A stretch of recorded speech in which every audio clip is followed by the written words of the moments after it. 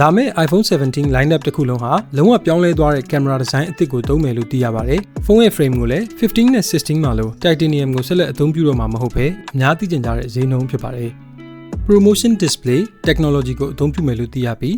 မင်္ဂလာပါဒီဗီဒီယိုမှာတော့လာမယ့် iPhone 17 အကြောင်းကိုမျှဝေမှာဖြစ်ပါတယ်။ဒီအချက်လက်အများစုဟာကြိုတင်ခန့်မှန်းချက်များနဲ့ကောလာဟာလာများဖြစ်ပါတယ်။သို့တော့ဒီအချက်လက်တွေရဲ့အများစုဟာမှန်ကန်တတ်တာကိုလည်းအားလုံးသိပြီးသားဖြစ်ပါတယ်။ဒါဆိုအခုပဲစလိုက်ရအောင်။ပထမဦးဆုံးအချက်ကတော့ iPhone 17 ကိုလာမယ့် September 2025အတွင်းမိတ်ဆက်မယ်လို့သိရပါတယ်။အဲ့ဒီ lineup ကတော့ iPhone 17, iPhone 17 Air, iPhone 17 Pro, iPhone 17 Ultra ဆိုတဲ့၄မျိုးဖြစ်ပါတယ်။နောက်တစ်ချက်ကတော့ iPhone Air ဆိုတာရခင်ကမထွက်ဘူးတဲ့ model ဖြစ်ပြီးလာမယ့် iPhone 17 Air ဟာထွက်ဘူးသမျှ iPhone တွေထဲမှာအပားအလွှာဆုံးဖြစ်မယ်လို့သိရပါတယ်။သူ့ရဲ့ဒုတယ်ကတော့ 5.5mm သာရှိမယ်လို့ဆိုပါတယ်။ iPhone Air ရဲ့ display ဟာကန့်လန့်ပြတ်တိုင်းတာမှုအရ 6.6 လက်မရှိမယ်လို့သိရပြီးဒီအရွယ်အစားဟာ iPhone 16 Pro ထက်ကြီးပြီး iPhone 16 Pro Max ထက်အနည်းငယ်သေးတဲ့အရွယ်အစားဖြစ်ပါတယ်။နောက်တစ်ချက်ကတော့ကင်မရာလေးအောက်ကတော့အထူးတလဲပြောင်းလဲသွားမယ်လို့ယူဆရပြီးဘားတန်းအရှိကြီးကိုလည်းမြင်တွေ့ရပါတယ်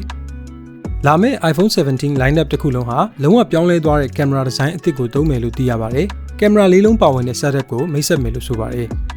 ဖုန်းရဲ့ frame ကိုလည်း15နဲ့16မှာလို့ titanium ကိုဆက်လက်အသုံးပြုတော့မှာမဟုတ်ဘဲရခင်အသုံးပြုခဲ့တဲ့ aluminum ကိုပြန်လည်အသုံးပြုမှာဖြစ်ကနည်းပညာအဖြစ်အရေးအသွေးပုံမကောင်းအောင်ပြုလုပ်မယ်လို့သိရပါတယ်။ကိုယ်တွေကိုလည်းပုံမမာကျောမှုကိုဦးစားပေးတဲ့ aluminum နဲ့မှန်ရောဆက်ထားတဲ့ကိုယ်တွေကိုအသုံးပြုမယ်လို့ဆိုပါတယ်။လာမယ့် iPhone 17 model အားလုံးမှာ promotion display technology ကိုအသုံးပြုမယ်လို့သိရပြီး 120Hz refresh rate ကိုပံ့ပိုးပေးမှာဖြစ်တာကြောင့်ပုံမကောင်းမှုနဲ့ချောမွေ့မှုနဲ့ response ကိုရရှိမှာဖြစ်ပါတယ်။နောက်တစ်ချက်ကတော့ iPhone 17 standard model ရဲ့ display ဟာကန့်လန့်ပြတ်အရွယ်အစား 6.3 လက်မရှိမယ်လို့သိရပြီးဒါဟာယခုလက်ရှိ iPhone 16 Pro နဲ့တူညီတဲ့အရွယ်အစားဖြစ်ပါတယ်။ iPhone 17 Ultra မှာ Ultra ဟာ Pro Max ကိုအစားထိုးထားတဲ့စကားလုံးဖြစ်ပါတယ်။ iPhone 17 Ultra မှာ 48 megapixel periscope telephoto lens ပါဝင်လာနိုင်တယ်လို့သိရပါတယ်။ periscope telephoto lens ဆိုတာကတော့အကွာအဝေးကိုပုံမကြည်လင်ပြတ်သားစွာရိုက်ကူးနိုင်မှုဒီဇိုင်းထုတ်ထားတဲ့ lens technology တစ်မျိုးဖြစ်ပါတယ်။ဒီနည်းပညာဟာဖုန်းကင်မရာရဲ့ optical zoom စွမ်းရည်ကိုတိတိကျကျမြင့်တင်ပေးနိုင်မှာဖြစ်ပါတယ်။နောက်တစ်ချက်ကတော့ Pro model iPhone တွေမှာ A19 Pro chip ကိုအသုံးပြုမယ်လို့သိရပြီး RAM အနေနဲ့လည်း 12GB RAM ပါဝင်မယ်လို့မျှော်မှန်းထားကြပါတယ်။ iPhone 17 Air ကဲ့သို့သော model တစ်ခုခုမှာ Apple ရဲ့ကိုယ်ပိုင် 5G modem ပါဝင်လာနိုင်ပြီး Qualcomm chip များကိုအသုံးမပြုတော့ဘဲ Apple အနေနဲ့မိမိရဲ့ကိုယ်ပိုင် modem ကိုအသုံးပြုမယ်လို့သိရပါတယ်။ 5G modem ဆိုတာ 5G internet connection ကိုချိတ်ဆက်ဖို့အသုံးပြုတဲ့ပစ္စည်းဖြစ်ပါတယ်။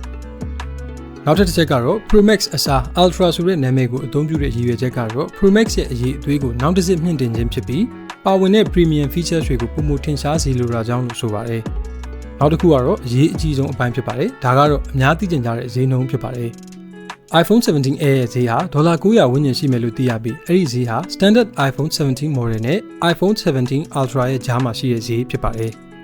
ဒီအချက်လက်တွေဟာလက်ရှိသတင်းတွေနဲ့ကောလာဟာလာများအပေါ်အခြေခံထားတာဖြစ်ပြီးတရားဝင်သတ်မှတ်ချက်တွေကိုတော့ Apple ကကြေညာတဲ့အခါမှသာအတည်ပြုနိုင်မှာဖြစ်ပါတယ်။ကျေးဇူးတင်ပါတယ်ခင်ဗျာ။